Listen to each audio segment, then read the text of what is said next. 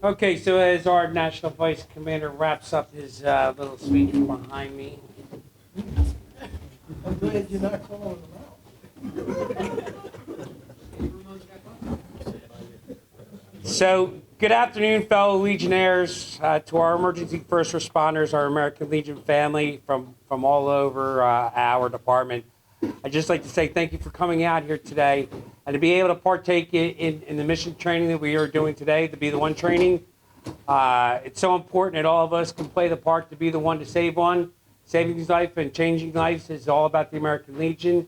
I am Gino Grady. I am the ANEC. I am from Barnegat Post 232. Veteran suicide deeply affected our members in our post just as we were exiting from COVID. I had a great member of our post who had two sons that had served multiple terms in Iraq and Afghanistan. He'd always come into the post. He was our bartender. He was a trustee. Always did so much, but he was always worried about his boys. You know, always saying, hey, can you come out? Can you spend some time with them? Can you talk to them? Can you find out if they need anything? Never did we realize that he was the one that needed help.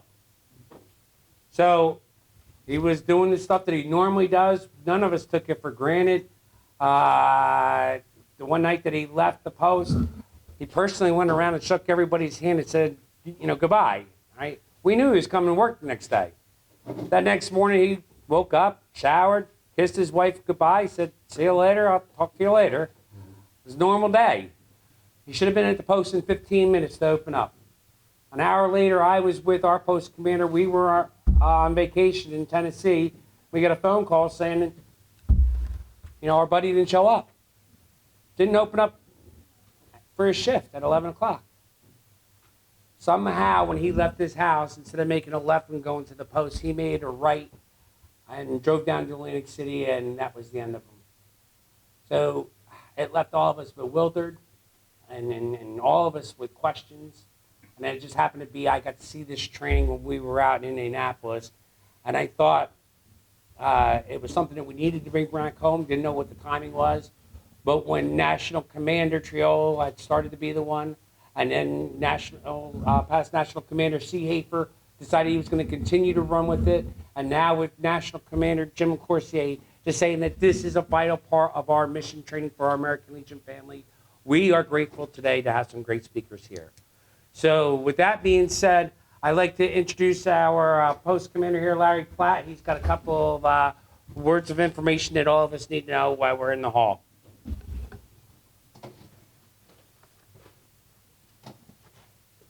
Good afternoon, everybody. Good afternoon. Welcome to Rahway Post 5, best post in Union County, as far as I'm concerned. Just a few general housekeeping rules. Restrooms are over there in the corners. If you want to have a cigarette, go out the front door. This door is going to be, you can get out, but you can't come back in this door. And once the formal presentation starts, there will be no going back and forth to the canteen, please. I hope we got enough food there. If not, we had a bunch of walk-ins, so if we run short, sorry. And that's all I have, Mr. O'Grady. Thank you, Commander Platt. If I can have the opening prayer from our Union County Chaplain Geraldine McManus. Uncover.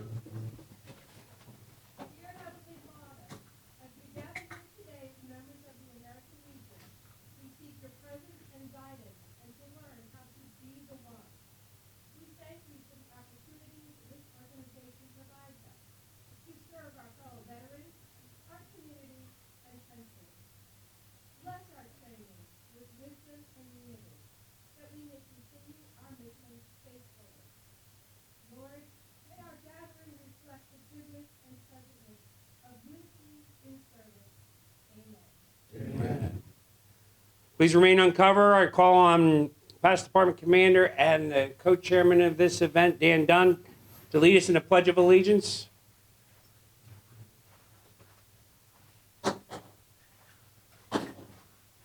Everybody please join me in the pledge. I pledge allegiance to the flag of the United States of America and to the republic for which it stands, one nation, under God, indivisible, with liberty and justice for all. Will the vice commanders now please come up and perform our POWMIA Resolution 288 ceremony?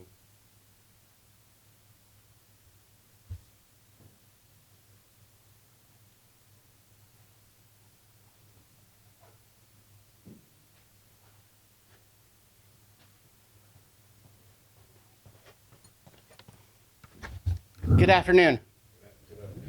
Resolution 288, adopted at the American Legion 67th National Convention, calls for designating an empty chair at all official American Legion meetings as a continuing physical symbol of all POW and MIAs still unaccounted for from all wars and conflicts involving in the United States of America.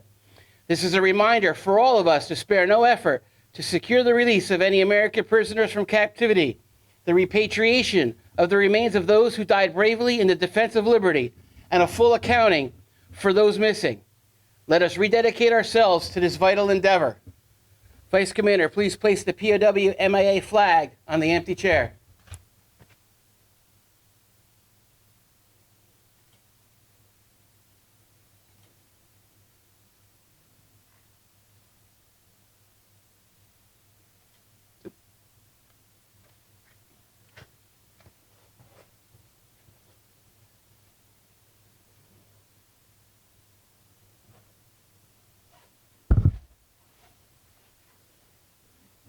Cover. Now recall Past Department Commander Dan to read our preamble. Okay, everybody please join me.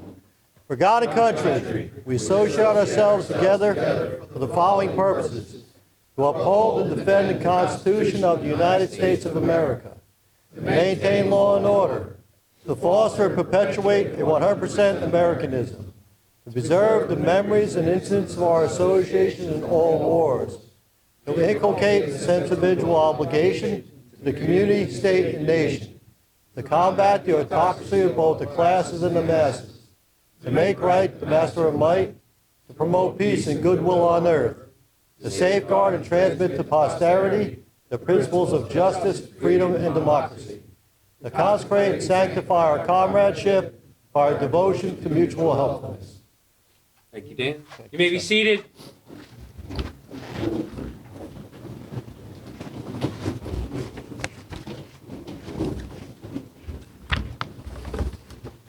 So at this time, I would now like to introduce Union County's own, our NEC, Burley Hanna, for the purpose of introduction.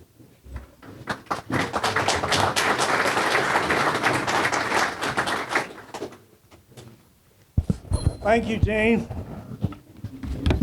Oh, just be careful, it tickles your belly. Just by a show of hands, how many DECs are present?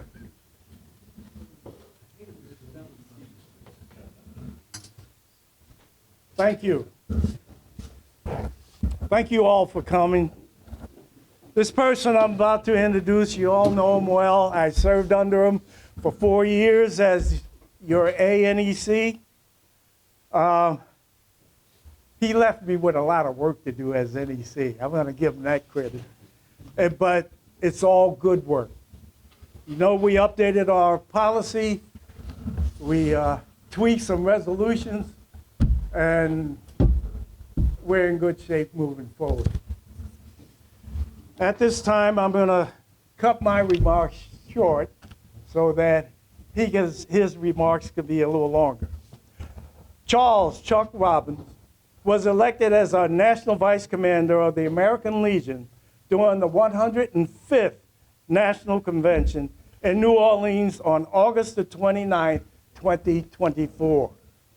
Robbins' eligibility in the American Legion comes from his service in the United States Army from 1975 to 1978, where he served with both the 3rd Infantry Division and the 18th Airborne Corps.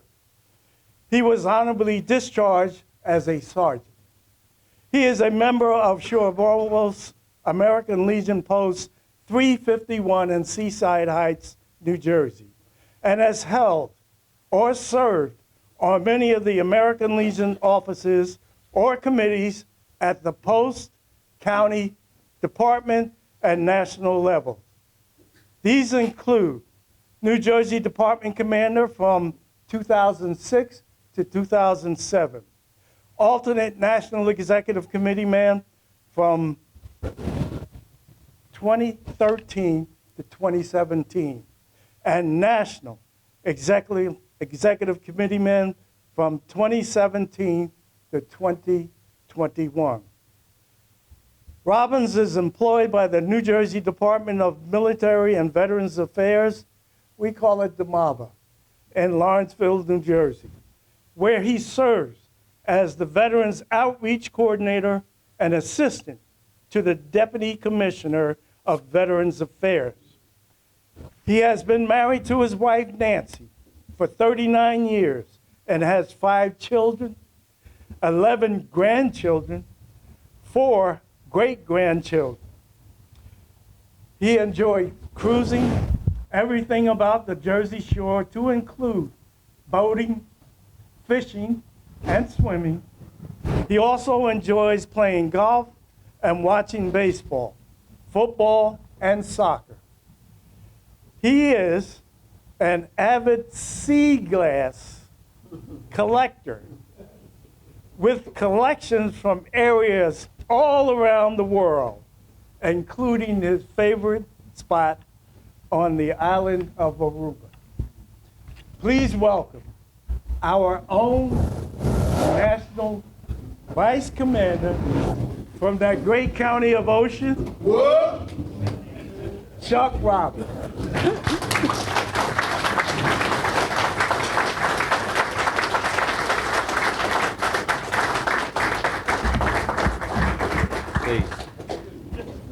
Thank you, Burley, for that wonderful, wonderful introduction. Thank you. Commander Jackson, NEC Burley, ANC Gene, members of our Legion, auxiliary riders, SAL, past department commanders present, Larry Platt. Where'd you go, Larry? Thank you for hosting us today, and on a personal note, thank you for all you've done for me the past year or two. I really appreciate that. I'm honored to be at this great post. So, also first responders and friends. On behalf of National Commander James LaCourciere and our national organization, I thank you for the invitation to be here. I guess you could call this one of my official visits to New Jersey. Feels kind of weird because I am from New Jersey, but what an honor for me to stand before all of you today. Before I go any further, let me make clear something in regards to the sea glass reference in that wonderful introduction by Burley. I'm a man. I like doing manly things, you know, football, getting beat up, you know, whatever, this and that. The sea glass thing, what happened was, before you become a national vice commander, the national organization asks you for a bio on yourself. So I was pretty busy there, and I said to Nancy, I called home and I said, Nancy, send my bio out, and just put some things in there, whatever, and I'll fine tune it. And I never got a chance to fine tune it, and she said that I'm an avid sea glass collector, and I love going all over the world collecting sea glass. Well, here's the story behind that. So we're on a cruise through Aruba, all right, and the ship pulls into port, and she says, I got a surprise for you. We're going to a place called Sea Glass Island. I don't know if anybody in this room has ever been there before. So we rent an Uber. We go through this horrible, horrible neighborhood, about 30-mile drive, all the way to the far western end of Aruba. And what that was in the 1800s was a dump. All the garbage on the island was dumped there and into the ocean. And I guess the currents took the bottles and all the glass, broke it up, and it washed up on this tiny little island about 500 feet wide by 300 feet wide. And ladies and gentlemen, I kid you not, when you go out on this island, the sea glass is about 6 inches to 1 foot thick. And there's a New York City retired police officer that runs this whole operation there. And he gets $150 a head to take about 20, 30 people a day there. What a gig. I want to do this. I want to do this. Okay, so we go out to the island, and Nancy goes, don't get any white or brown sea glass. Just get the blue and any other color you can find, the marbles, the bottle caps, and this and that, whatever. I'll see you later. I don't know where she went, but I got 19 pounds of sea glass, all right? 19 pounds, because I had to call United Airlines to see if they would let me take it home, and they did. They did. They were very nice about it. So if anybody wants any sea glass, please see me, and we could do it. Nancy makes these little frame things, you know. I love Chuck in it, you know, with a little piece of glass in there and a pitcher and stuff, and she's very good at it, but trust me, I like doing things, okay? So, but it is good exercise. Okay.